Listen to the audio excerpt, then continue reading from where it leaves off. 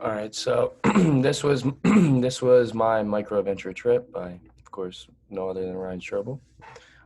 So my group and plan exactly was is I just went on this bike ride by myself, and my plan was to just kind of bike around my neighborhood and also go on campus for a little bit as well to bike there. Now the equipment and clothing that I used is all I had was a t-shirt, shorts, just running shoes as well. Obviously my bike for biking and a backpack to kind of just hold all the extra stuff that I was using like water and whatnot. Now some of the wilderness behavior and hygiene was I knew that to not disrupt any animal life I see. Kind of just minding my own business. If I saw any like squirrels or something, and I would just let it go and let it be. Now, when it comes to hygiene, I knew to not leave any trash. So if I were to eat any of my snacks when I was on my trip, I would just put the trash in my backpack and wait till I get back to my house to throw it out. Now, for risk management, all I really needed was Band-Aids and Neosporin. This is just because the only reason or the only way of injury I would have had, it wouldn't have been anything serious, so it'd just be something that I could put a Band-Aid and some Neosporin on it. So the only principles I really used for this was to plan ahead and prepare.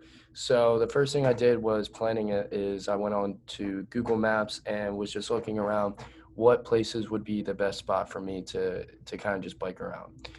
And then the other principle I used was to respect wildlife, as I was saying this before. I didn't want to cause any harm or disrupt any wildlife that I would maybe see while I was biking. Um,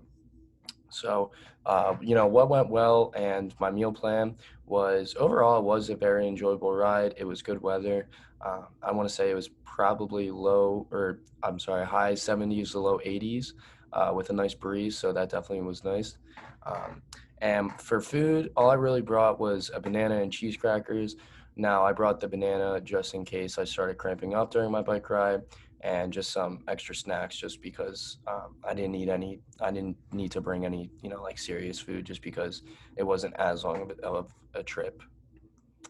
So the map here, as you see the picture on the left, that's where my house is. The route I went to in my neighborhood because that's the way to get on campus from my house. And then the picture on the right here was after I got on campus. This is where I biked around. Yeah, like I said, it probably took about an hour and 15 minutes, but it was very nice with the breeze that was going on at the same time. But yeah, that's all I really have here for my presentation, and I hope you enjoyed.